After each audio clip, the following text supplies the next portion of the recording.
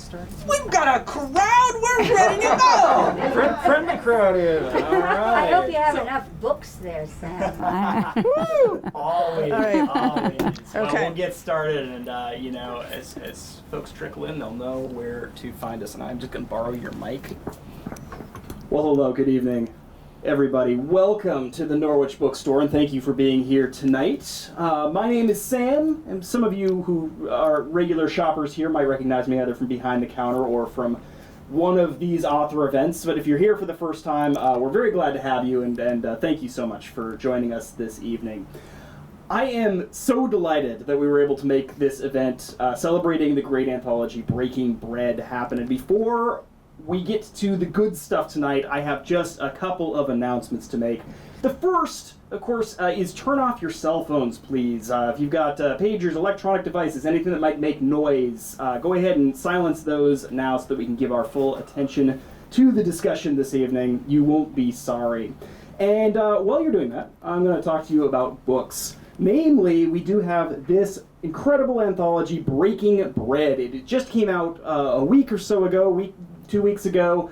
It is brand new from Beacon Press in Boston. They're a wonderful social justice-oriented, community-focused press that's been doing really incredible publications for a long time, and we're so glad to be celebrating this book tonight. If you don't have a copy of Breaking Bread already, I think you're probably going to want one by the end of this evening, and if so, I hope you will consider picking one up from us and having it signed tonight.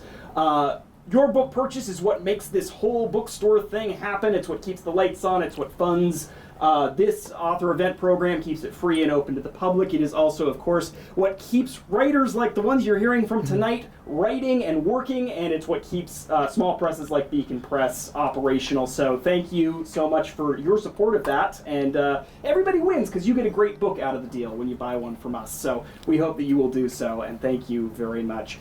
If you enjoyed tonight's event and you think you might want to see what else we got going on, ask at the counter and we will sign you up for our email newsletter. It's a once weekly newsletter that gives you our new releases and other things happening in the store, and also tells you what we've got happening in terms of author events. And there's always something good going on. Many of those author events are free and open to the public and happen right here. So we hope you'll join us again.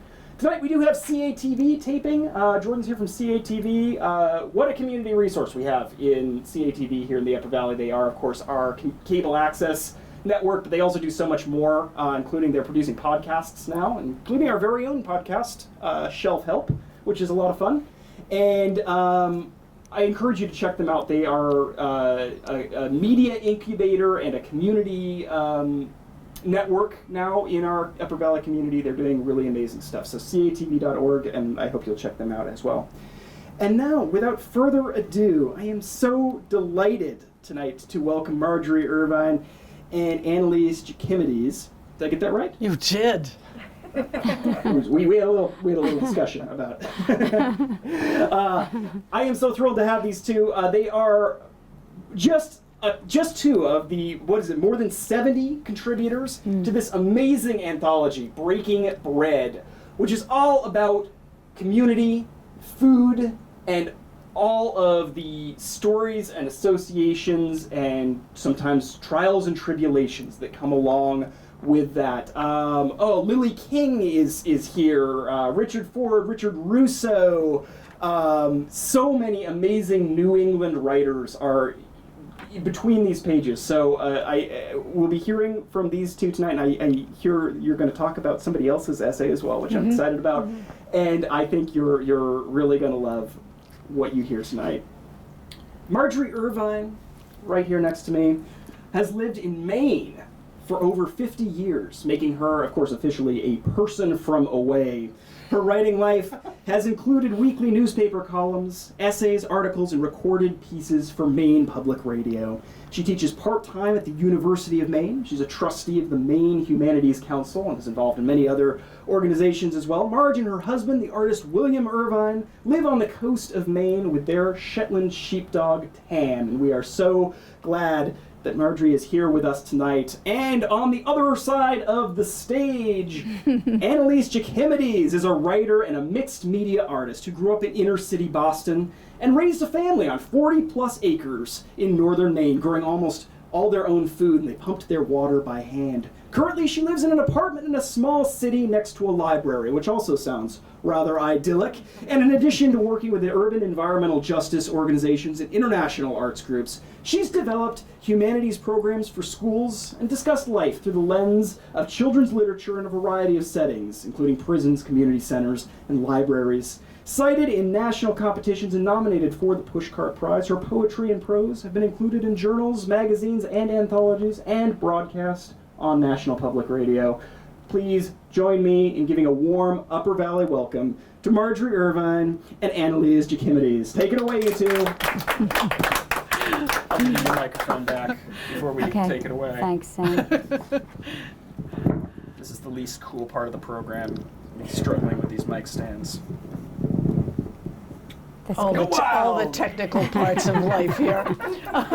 So I just want to say thanks to everybody. I'm going to give a little bit of a song and dance about the origins of the book before we start reading.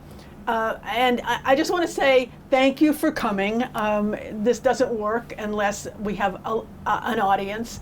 And I'm also delighted because you see so few people, or have seen so few people in this kind of a venue for so long that it feels like a little mini miracle. So I'm just grateful. And thanks also to Sam and Emma, Bookstore people here, because they've been delightful to work with. They have just been extraordinary. It's been wonderful.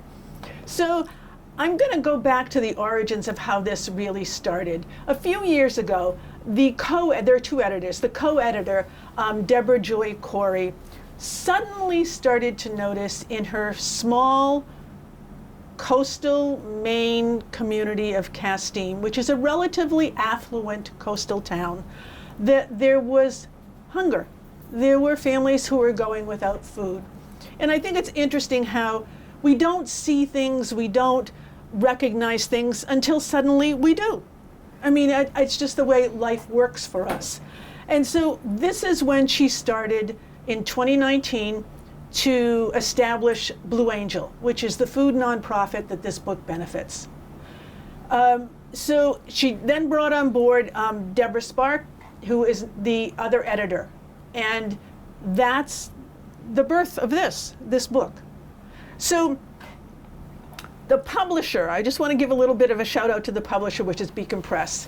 It's definitely a feisty little organization. It's been around since 1854, by the way. It is the publisher that published James Baldwin's Notes of a Native Son. It is the publisher that put out the 5-volume set of the Pentagon Papers when it came out in book form.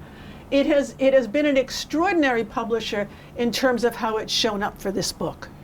You know, that it's willing to put itself behind the book and push for it, which in this day and age is a rarity that really occurs. So all the writers in Breaking Bread have donated their work. And most of it is original to this collection. There are a few pieces in it that have been republished from another source. But most of it is originally made for this collection, and everybody donated their work, and Beacon has been donating also. So that's why the profits from this book go to Blue Angel. So it's a win. It just feels like it's a win-win anthology. Each of us came to the project, I'm just going to put this out there, in different ways also. Some of us came on early in the project, and others came on late. I don't know where you were in that. I have no idea. Early, I think. Deborah Joy talked to me about it very early. Okay, and I was late. So we got an early and a late here. Yeah. Okay? I was late. So what happened when I came on is Deborah Spark is the one who reached out to me, the other editor. And it was coming near to the end of the close, and she said, I don't know why I didn't think of you, but I'm thinking of you now. Can you write an essay in 2 weeks? And I said, I can try. You know, because you just never know what you're going to be able to generate. The other thing is, once you generate, you don't know whether they're going to take it. And you also don't know, when there are that many writers, whether you're treading on somebody else's material. You can't know whether you're replicating generally the emotional tone or the subject matter even that people are working around. But anyway, so there are almost 70 of us in the book, and as Sam mentioned, there are the likes of Russo, Christina Baker Klein, Lily King, Jonathan Lethem and his son Desmond are both in the book. They did, I think Desmond's 10. They Yes. did a little co-write for their essay. Bill Rohrbach, who has a brand new novel out, Lucky Turtle. Yeah, yeah. Okay, so it's just a really, and a lot of food writers. There are actual famous food writers who are in this collection, as well as, other people. I consider myself a sort of other people category. So it's just been very interesting how this has proceeded. There are 4 sections in the book. We have taste and distaste, we have loss and love, we have hunger and plenty, and we have family and community.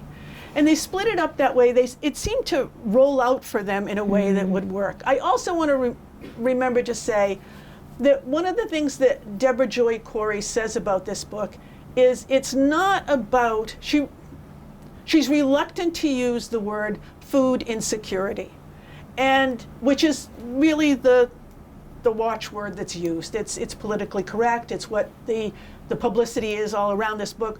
But she's reluctant to use that word because she's never known a person who felt food insecurity. They feel hungry. They feel hunger. And she feels that it's kind of prettying up what is an issue. And it prevents people from really getting what the story is.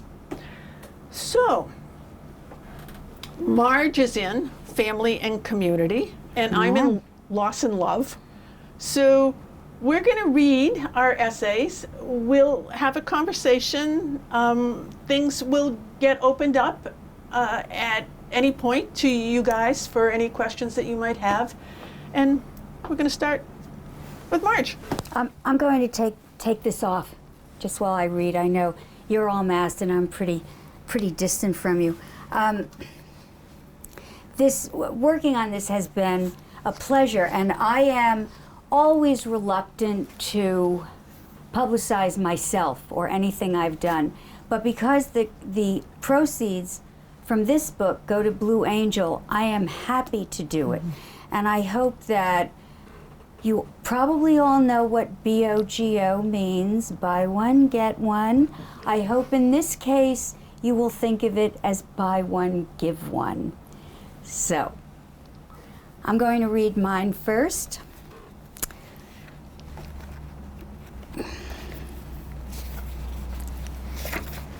And it's called Measuring Lives. Unlike Prufrock, the women in my family measured out our lives not with coffee spoons, but with rolling pins and mixing bowls. I don't think that made us any different from most of the women of our generations when fast food was an oxymoron, when takeout was light years away, and when freezer compartments were so frost-coated that all they had room for were ice cubes. I was rereading this the other day, and I was thinking, there are people here like Campbell and Josie, my granddaughter. You don't have any idea what I'm talking about. They have no idea. Refrigerators, freezers did not used to defrost themselves, believe it or not. You had to chip at them with hammers and chisels. You had to put the hair dryer on them for a while, and they would get so coated. Remember, with ice, that really, you couldn't fit anything in them. It's the good old days. Dinner meant everyone in the family around the table 7 nights a week, grandparents included on the weekends. My life falls neatly into 2 parts: the years when my grandmother and mother cooked for me, and the almost 60 years when I did the cooking. My dad's mother lived with my parents, my younger brother, and me. Her husband had died of influenza in 1918 when my dad was 3, and Grandma Ida lived forever after with whatever relative would have her. So she never had her own kitchen, which might explain why she was such a dreadful cook. Her hamburgers, hockey pucks, her calf's liver, shoe leather, but her potted lamb's tongues, sublime. My maternal grandmother was the cook who provided us with the yardstick I still use. These sugar cookies are good, but not as good as Grandma Edith's. Edith's parents came to the U.S. from Germany. A Lutheran, Edith caused a scandal in both families when she married Joseph Alderman, a Jew whose mother had come from Russia as a young woman. For Sunday dinner, you were just as likely to get sauerbraten as you were to sit down to a bowl of chicken soup with matzo balls. And let me tell you, those matzo balls could have floated out of the soup, risen to the ceiling, and danced the horror. Her blintzes were the thinnest and tenderest. All the fat disappeared on her roast duck, leaving just crispy skin, her custard silky smooth, her pastry flaky, and she never took shortcuts. She creamed butter and sugar with a wooden spoon in a yellow mixing bowl. She chopped by hand.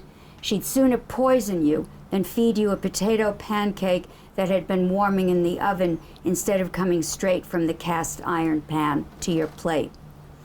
Nothing, of course, ever went to waste, nor did it go into countertop compost bins. Nope, you carried those watermelon rinds home in your pockets, and then Grandma transformed them into crunchy sweet pickles. Edith was proud of her cooking and disdainful of anyone who didn't give food the time and attention it deserved. She made jelly using a muslin bag tied to a broomstick suspended on 2 chair backs. The cooked fruit went into the bag, and the jelly slowly dripped out before it was poured into jelly glasses, sealed, of course, with melted paraffin wax, because they didn't have those, the tops that sealed themselves. No. You melted the paraffin wax and poured it on. Yes, it worked, right? Now, some cooks might get fed up watching the drip, drip, dripping. Some cooks might squeeze that jelly bag. But those cooks wouldn't have had jelly you could see through. Jelly as clear as the window glass she polished that very morning while the jelly dripped. Before it went into the jelly bag, the fruit and sugar cooked a long, long time until they reached the gelling point. Some cooks, like Edith's best friend Stella, might use powdered pectin to hurry the process. But then you'd risk having Edith tell her granddaughter, "Stella Hecht is a very nice person, but she uses pectin." My mother never did quite measure up to Edith as a cook, but she worked outside the home as soon as my brother and I were in school. When she had the time, though, she'd spend hours making eggplant parmesan, the kind where every paper-thin slice of eggplant is fried separately, and huge pots of vichyssoise, which we'd eat during the week when she got home too late to cook. Mom liked to try different things. Recipes she cut out of magazines and newspapers, I have them now, some of which were odd. There were her flounder fillets wrapped around dill pickles and served with mustard sauce. Or salmon rolls using Bisquick and served with cream of celery soup sauce. Actually, that one was pretty good. I don't. You're also good. I'll have to make that. Once she found out you liked something, you'd see it on your plate for the next 6 months. Acorn squash, smoked haddock and cheese sauce, crisscross meatloaf, that's the cheese slices on top. And my brother swears she sent him to school with Taylor pork roll sandwiches every day of grades 4, 5, and 6. Always in a hurry to get dinner on the table, Mom depended on her stovetop pressure cooker. Now see, I can write about this now because pressure cookers are back. The single most frightening object in the apartment. Nobody wanted to be in the kitchen when that baby was rocking and rolling on the stove. Steam hissed, the little button danced up and down, the whole stove swayed. Mom's triumph mate on weekends when she had plenty of time was a meal she learned from Edith when Edith had her German toque on.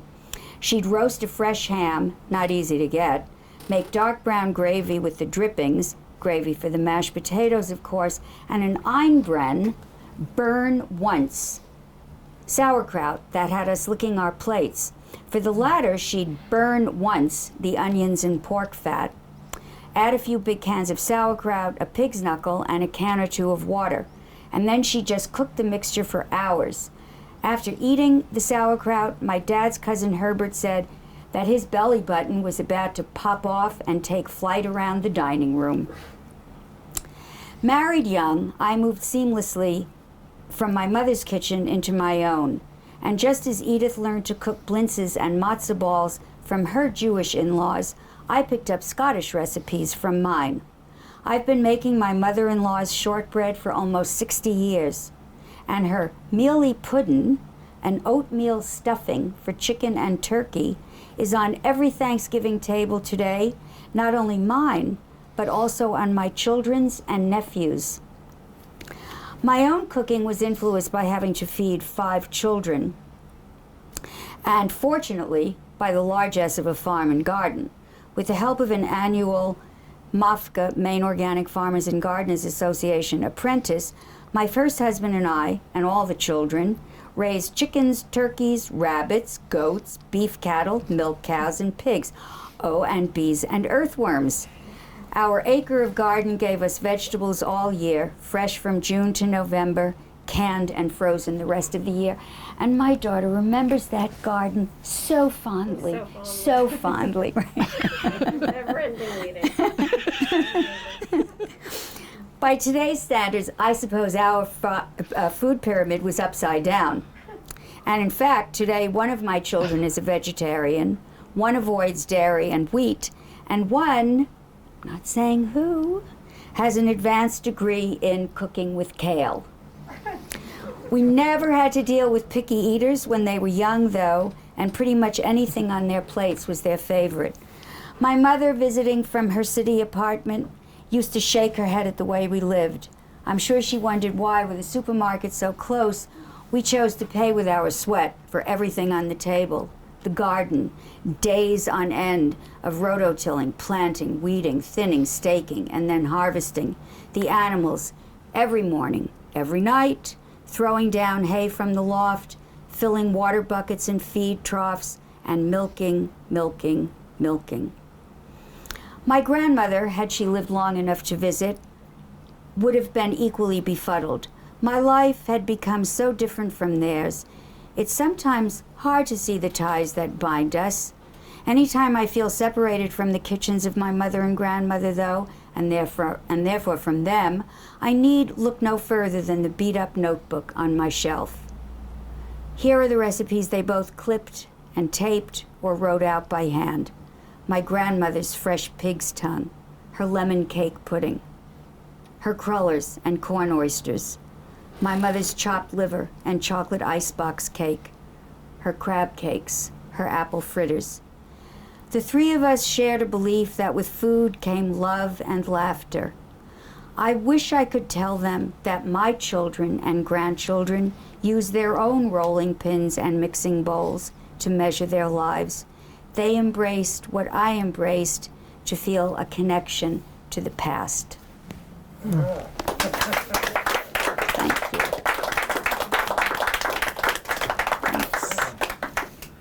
I think of that endless weeding, and my children. You know something about that, right? Yeah, my children to this day say that all they had to do was say they were bored. They learned never to say that. Never. Because No, there that's were right. always cabbage loopers or something that you could go out there and take care of. That was a word you just couldn't use. So.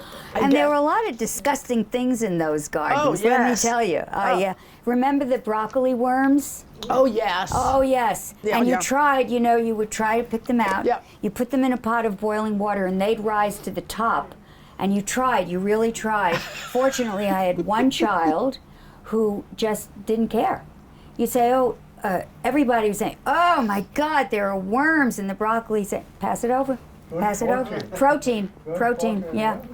They were cooked at that point, right? Yeah. They were, Jonathan, so what's your point? Got you an appetite. In listening to you read that story, I'm reminded of how each one of us has so many food stories. I mean, it really is what binds us in so many ways. And I was thinking about, when we're coming to write these essays, you never know what's going to rise up as your food story.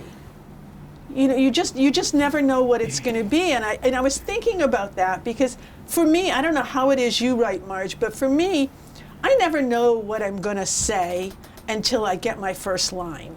And then it's almost as if I'm on the train platform. I often describe it this way. I'm on the train platform. The train comes. I don't see the sign. I don't know its destination. The doors open. I get on and I'm off on the ride. Yeah. Once I get that first line. So, I was thinking about, I could have written, the immigrant food story. Okay, I could have done that one. Right. I could have done the story about growing up, learning to cook, on an open fire in the woods. That story. I could have told the story of, having a 500-person group of people come to your wedding and it's uncatered and you didn't expect all those people and that food story. So we all have a million of those. But for me, what rose up is this essay. Once I started and got that first line, and it's, I tell Henry the plate is red. Can't wait to hear the first line. Well, there you go. Although Henry and I have been eating together for years, Brazilian and French, Cuban, Filipino, Turkish, and the 24-hour mashed potato diner near his place in Brooklyn that stays open every holiday, he's never eaten in the place where I live, until now. He's never even visited. Henry is my love, my late-in-life love, the impossible love who crossed my path about 12 years ago, after my 27-year marriage was over and the 3 children were grown and gone, one really gone, like my love will be. We met when he was performing in Orono, Charlie Musselwhite, Deborah Coleman, Corey Harris, and Henry Butler. No food involved. When I pick him up at the airport, he's surprised that almost everyone knows me. I remind him that this is a small place. I could walk to the airport or the bus station. Bus is how I usually travel when I go to visit him, take the Concord to the Greyhound, then to Port Authority, where I catch the metro, 3 changes, many stops. A stroll down the street, past Colado's, the family-owned Dominican fast food place with community tables that we love. The L rattles overhead, flecking daylight through the grime-crusted rails. Finally, key in the door. Of course, getting a key to Henry's didn't happen immediately. It might have, it could have, if I'd realized that all I had to do was give him the key to my world, no strings attached, meaning you're always welcome, you will never find me being anyone but me, the me that you know and trust. When we enter my building, he immediately perceives that I live in an old high school, the broad, high-ceilinged hallway, and the faint must of old wood and plaster make it clear. Sun glitters through my 20-foot-tall living room window, revealing the patinaed copper dome of the library next door. With the bowl of sky over the dome, it looks as if I could be living in a European city, maybe Portuguese or French, instead of Bangor. Although Henry's performed in those countries, it's not the look of my place that matters to him. He has never seen any of it, although I often forget that he cannot see. All right, let me get this out of the way. I know it will linger if I don't. Infant glaucoma, untreated, so shortly after birth, totally blind, no light, eyeballs removed. He can identify everything by scent and taste, texture, and sound.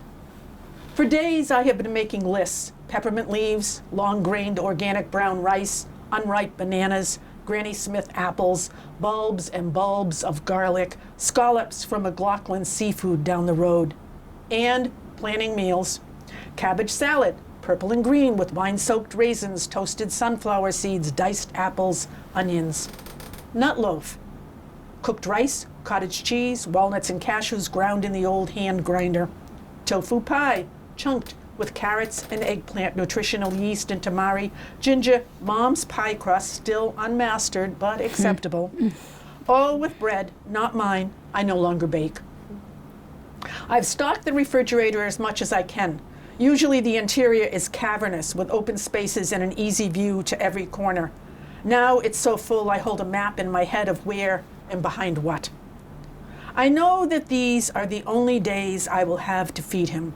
I will chop and season and cook in the tiny galley kitchen. I haven't fed anybody 3 meals a day for 5 days straight since I moved to this apartment almost 20 years ago. I'm not saying have to, like it's an obligation, a weight, as in, oh damn, I gotta feed this man every day, shit.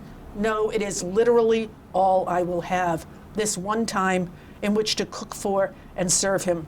I can't say how I am so convinced, so sure that this will be it, that he'll never be in my apartment again. Perhaps it's because it's taken him all these years to free enough days up to come to a small town with no music, even if his love lives there. Perhaps it's the rumble of rapidly expanding cancer cells I can hear and he can't. A few years ago, we met 3 other couples at Chez Josephine on West 42nd for dinner. I was the only sighted person at the table and read the entire menu aloud and loudly in the crowded restaurant. I am convinced food has a language, is a language, beyond its spoken tongues of escargot à la bourguignonne and passaladera. It comes out in your choices, your offerings and awarenesses, reactions. You don't get to know someone because of what they tell you about themselves. That's a facade or a shroud, a strange covering, the surface. I am New England, not fancy. He is Southern, New Orleans. Henry and I were born days apart, worlds apart, foods apart.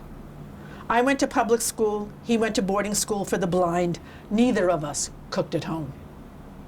While Henry was playing the piano in St. Petersburg and Paris, developing his palate, I was a back-to-the-lander learning how to boil water on an old King Kenyo wood cook stove in Mount Chase, Maine, population 146, in the shadow of Mount Katahdin. Dirt road, no electricity, a red Deming hand pump. Growing up in Boston, I had no interest in knowing where food came from or how to prepare it. When I married and moved north, I never envisioned that we would grow or gather almost everything we ate, including borage and pigweed, wild mint, dandelion root, and thistle. Nikki Giovanni says that you take what you have and make what you can. It's how I learned to cook, to write, to make art. No instructions except to not waste what you know, what you feel, what you have. I learned I could always make something from nothing. Henry is checking out the old crock on the kitchen counter filled with my cooking utensils.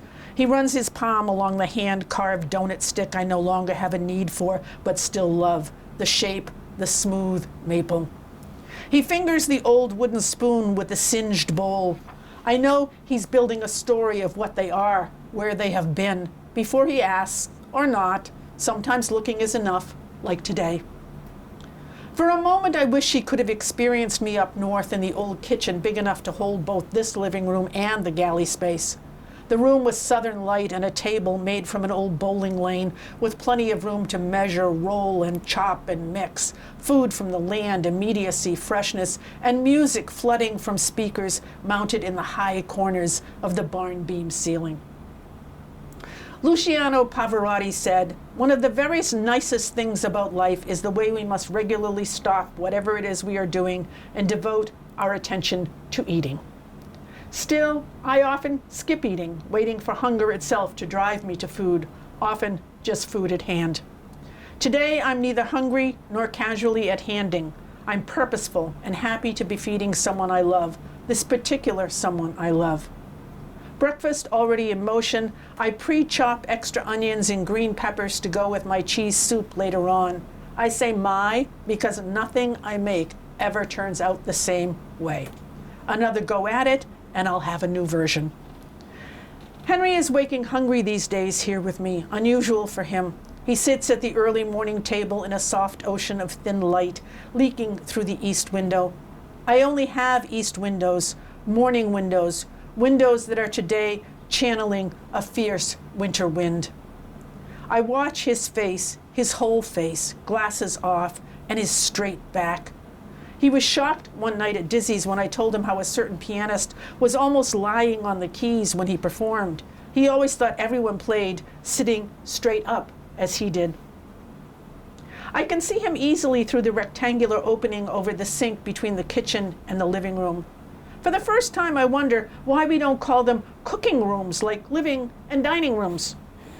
I realize my chairs are not quite enough for his large ass and deep chest, capable of rolling out thunderous notes, a moving baritone. I've cooked eggs, large and fat yellow scrambled. I've never mastered over easy or sunny side up, a perfect omelet. He uses Louisiana hot sauce, For me, it's that wicked hot Deer Camp 12-gauge ginger made in Waterville. You can cook, he says. There's almost an exclamation point at the end. He looks right at me. His smile opens the world. We have eaten. I have made breakfast and lunch and dinner, washed all the dishes.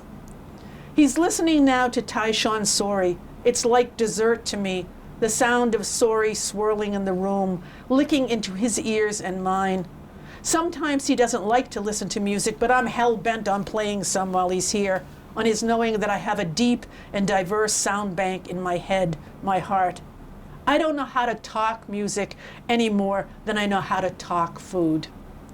I can only show you, and that requires you to be in my world, even just this once, so I can show you, Henry, my love, how I set the table, cloth napkins, some from my mother almost 30 years gone, the square plates with the tilted edges, food safe in the middle. I tell you, they are red. How I scrub the carrots and the apples, vinegaring them just as you do. How my landscape is shaped, the long community tables at Bagel Central around the corner, like at Colado's and the halal place on your street, the people, the conversations, the love. How the earth shifts, tectonic plates adjusting to apples and sauce, coriander and cheese, tofu, peppermint, and potatoes from the fields up north. Food made by my hand, placed on your plate at the little square table, our faces inches apart, feeding each other in unimaginable ways, sustenance and salvation over and over again in this cluster of days in the February before you leave.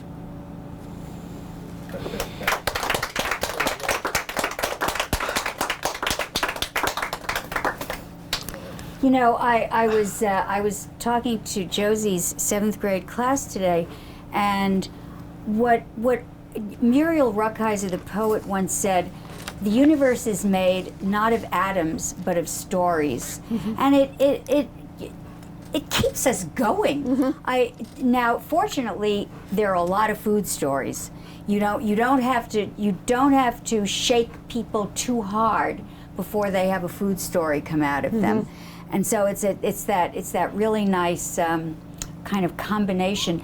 But we left plenty of time for questions, but we thought we'd start by asking something that I think all creative people have in common, and that is the difficulty of what we do.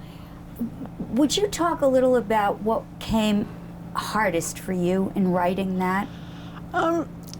Okay. It's kind of it's not the subject matter that was hard for me. Okay, it really wasn't. It was the fact that once I started, I had a much longer story. Yes. Than what this could be. So limit to the number of words you could do? Yes, I was like, yeah. And so I had a much longer, more intricate story because it kept coming, because once you open those floodgates into certain stories, they have a life of their own. Right. And they really take off. So when I was done, I had a much longer story than the story that could be in this collection. Right. So then the hardest part for me in that way was winnowing it down and getting rid of your little darlings, okay? That's so funny. That's exactly what happened to me. Deborah Sparks said, the whole middle part has to go. I said, no, I love that middle part. It's my darling, and I had to murder it. Yeah. I did, yeah. Well, one of the things that I had to murder, okay, in terms of Deborah Spark saying this, when I had winnowed it down quite a bit. Okay, so it was really within the word count of what she wanted. Yeah. Or almost within the word count of what she wanted.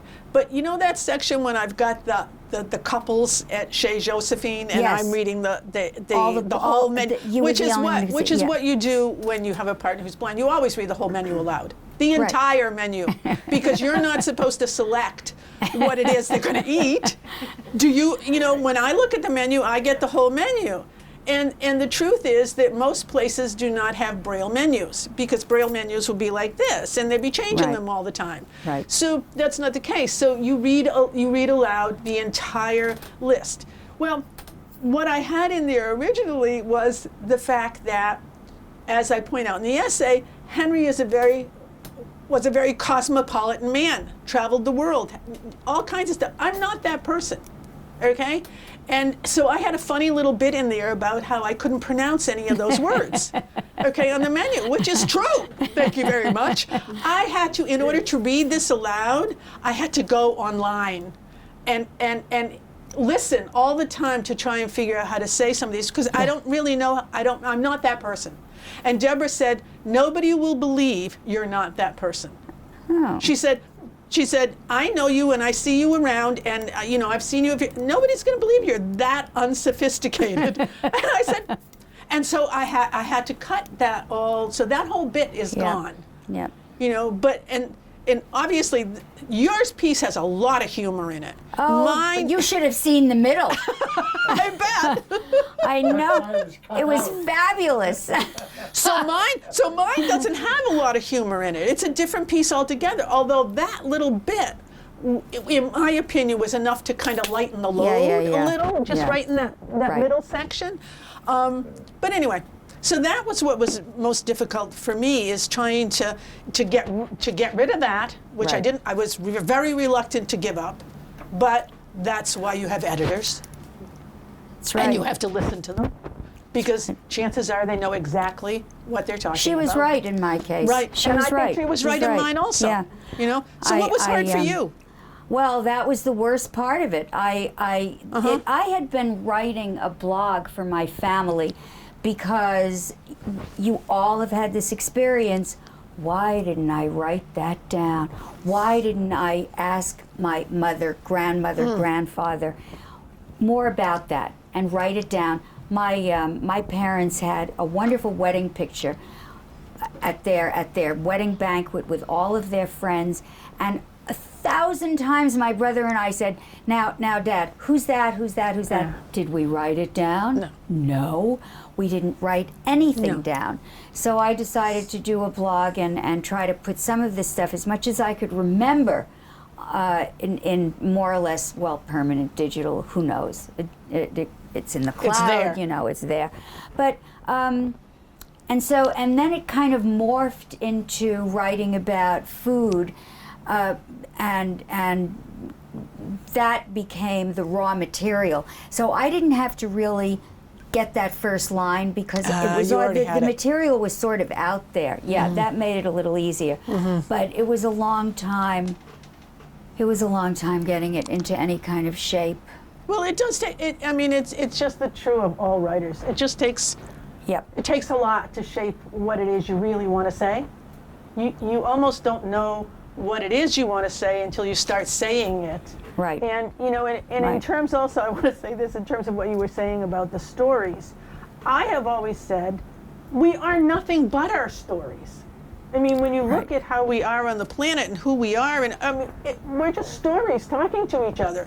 We're walking stories. It's your story, my story, and they all, intersect in some way if we're paying attention with a careful, open kind of heart. Isn't that an old school expression? What's your story? Yeah, that's right. What's your story? But I think that what we do typically, and I think this is part of our writing as well, I know it's part of mine and I'm sure it's part of yours, that we tell our stories over and over again until we get them right, until they make sense. Now, this has nothing to do with fact. It has nothing to do with what can be verified. It has to do with, I think, truth, which is a lot more meaningful than fact. And the stories have to eventually make sense. They have to come into some sort of design. They have to come into some sort of whole. So that can take a lifetime. I have a friend who's a clinical psychologist who deals with trauma survivors, serious trauma.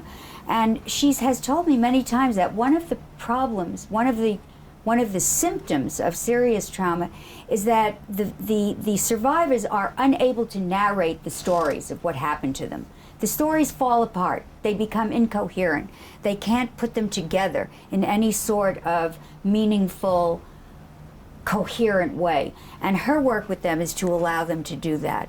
But in small ways, I think that we all tell our stories until we get it right, till it makes sense to us. Right. Well, I just want to make sure too we leave time here. Yeah, we wanted I think to. we need to, Well, we yeah. wanted to read the opening of another. Let's get questions first. Okay. Yeah. Well, I was just thinking about when you were talking about how you fed your children, and I know how your daughter feeds her children, and I remember how my mother fed my two sisters and brother, and it was during the war, the Second World War. There was practically no meat. All the food was rationed, and yet my mother, I don't know how she did it.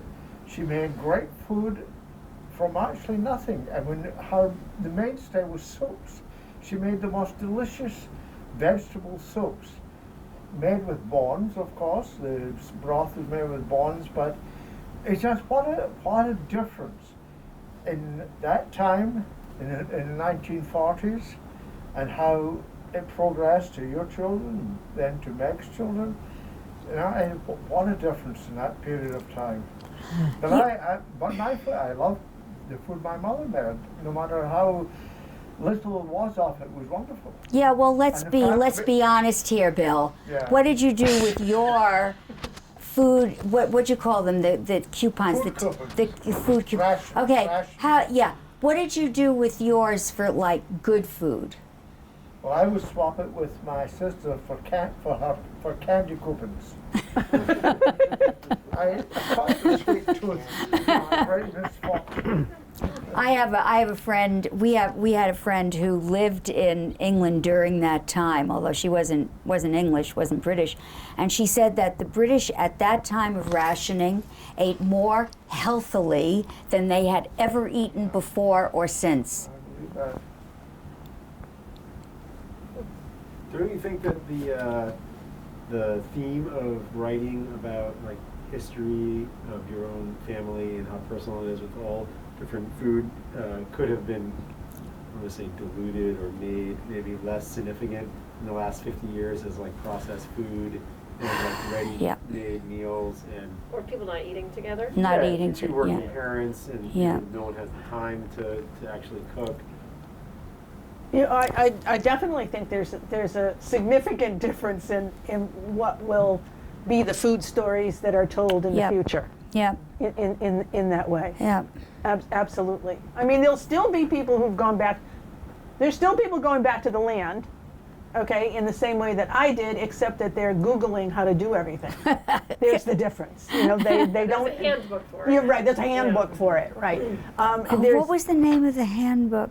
Well, not the Mother Earth. It was the other one. the Oh, we big- had Scott and Helen's. Oh No? well, yeah. Anyway, yeah. We Yeah, had. but We there just were didn't. there yeah. were things like that. But today, people going back to the land, they do Google every question they have because they wouldn't live without internet. Most of them would not live without internet access. Well, I So remember it's a when I different it's a different story. You're right. It will be a very different story. I remember many years ago, my late wife and I and 3 cats went to an island in Washington County. Friends dropped us off, no food at all, just water, no food. And we see how we could survive. We survived a whole week just living off the land, finding things that were edible, and it was amazing how many plants that grow along the seacoast that are edible. And It was a long week, wasn't it? How many cats? Yeah. Did you hear what Jonathan What said? was that? How many cats came back? I will say cats that did better than we did. They could catch more than mice or whatever, and we had to. But it was when you really put down to it, you can find some Right. really good food. well, as I said in the essay, we really You did foraged. eat thistle, Right. thistle and Oh, yeah. borage and pigweed. I mean, there were so many wild greens that were very, very edible. And I also want to point out, when you're talking about the kinds of different food stories, and they will be different into the future, even the collection of this book, has radically different stories. Yes. We have people who have come through prison camps, in this book, and from Baghdad through that whole That's process, right. That's and right. that whole food right. story that is about survival. Yeah. We have stories in this book that are about a woman who grew up with a very model conscious, super thin mother, and there was very little food in her house because everybody was all about staying really super slim, and and then there's Kate Russo's story. Kate Russo, by the way, is Rick's daughter. Okay, so Kate Russo's story is all about being a food. She worked in a restaurant, and what that was like, and counter to what we think it might be like. That's the one I was going to read a part of. We may not have time. So there just a wide diversity of the kinds of food stories. We have some that are back to sort of, not quite back to the land, but from that angle in a way. Melissa Coleman talks about Eliot, but it's a different take. It's not about being on the land. So we have all kinds of things, but there'll be a lot of canned foods. Except that when I was in Josie's class today, the kids were talking about some of their favorite foods, and it was wonderful because they were talking about Korean ribs and kimchi and pierogies and marinated lamb, and they're just wonderful food. So they may not have the every night around the table that some of us grew up with, but they're still cooking, they're still eating, and they're still enjoying tradition in there, and they know it, which is wonderful. Yeah, which is great. Your story reminded me when you talked about being at the restaurant in New York and reading the menu for the group. It reminded me of an experience that I had in the Netherlands.